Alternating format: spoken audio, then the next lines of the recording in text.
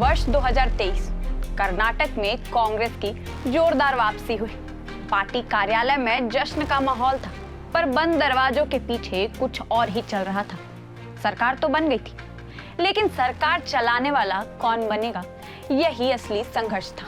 एक तरफ सिद्धारमैया दिग्गज, अनुभवी और कर्नाटक की राजनीति में स्थापित चेहरा, तो वहीं दूसरी तरफ डीके शिवकुमार मजबूत संगठनकर्ता, पार्टी के संकट में ढाल और मेहनत से कमाया हुआ जनाधार। दोनों जानते थे कि लड़ाई लंबी चले तो नुकसान पार्टी को ही होगा।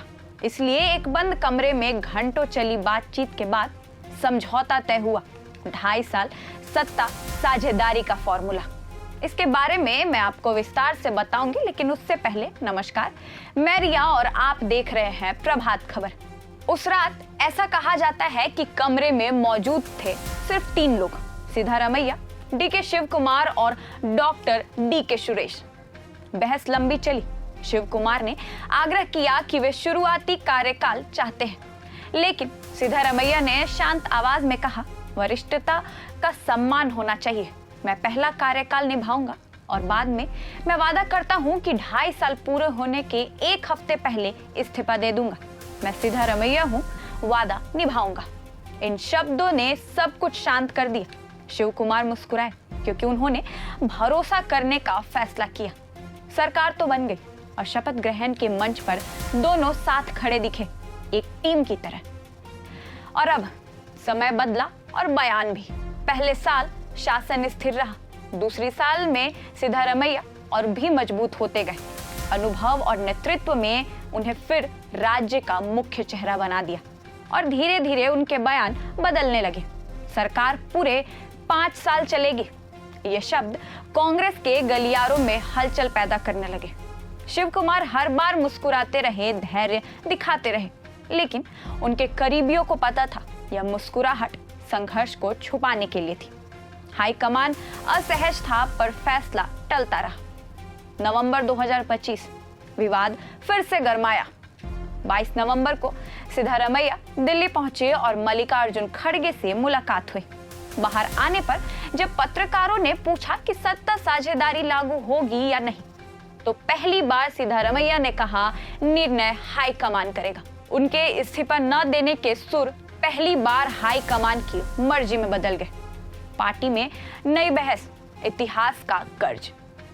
कांग्रेस के भीतर अब यह बात खुलकर कही जाने लगी कि पार्टी ने सिद्धारमैया को मुख्यमंत्री के पूरे 8 साल दिए, विपक्ष के नेता के रूप में 5 साल, चुनाव से पहले 1.5 साल समन्वय समिति प्रमुख। एक बाहरी नेता होने के बावजूद पार्टी ने उन्हें कर्नाटक में सबसे ऊंचा दर्जा दिया। अब समय है कि वे पार्टी को कुछ लौटाए। यही नैतिक तर्क सामने रखा जा सकता है।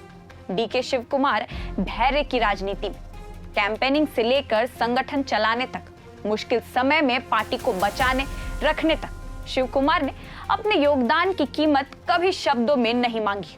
लेकिन उनका सत्ता उनका सपना भी है। वे आज भी वही कहते हैं, मैं इंतजार करूंगा, लेकिन समझौते निभाए जाने चाहिए। उनका धैर्य पार्टी के भीतर उनके पक्ष में माहौल बना रहा है। जितना वे शांत रहते हैं, उतना सवाल बढ़ता है। Sir, it's been written different way, sir. It's been written all one party members are eligible to become minister, chief minister, everything they can become. Now no question is there. Honorable Chief Minister is there. He said that he will come to complete 5 years. I wish him all the best. We will all work with him. जब शिवकुमार इंतजार कर रहे हैं, तो सिद्धारमैया वादे से पीछे क्यों? अगला मोड़ किसका होगा? आखिरकार फैसला हाईकमान को ही करना है, लेकिन यह सिर्फ कुर्सी का फैसला नहीं, कांग्रेस की आंतरिक विश्वसनीयता का भी सवाल है। अगर सिद्धारमैया वादा निभाते हैं, तो पार्टी मजबूत होकर आगे बढ़ेगी और शिवकुमार मुख्यमंत्री बनेंगे। अगर वे नहीं मानते, तो कर्नाटक कांग्रेस एक और राजनीतिक तूफान का केंद्र बन सकती है। आज कर्नाटक की राजनीति उस मोड़ पर खड़ी है, जहां एक फैसला 2 नेताओं का भविष्य ही नहीं, पार्टी की दिशा भी तय करेगा। कहानी वहीं खत्म नहीं होती। असली अध्याय तो आने वाले हफ्तों में लिखा जाएगा। हर कोई इंतजार में है, क्या वादा निभेगा या फिर सत्ता की कुर्सी एक बार फिर इतिहास बदल देगी। तो फिलहाल इस वीडियो में इतना ही। ऐसे ही और अपडेट्स के साथ आपके बीच आते रहेंगे, तो देखते रहिए प्रभात खबर डिजिटल। धन्यवाद, शुक्रिया। प्रभातखबर.com, विश्वास वही, रफ्तार नहीं।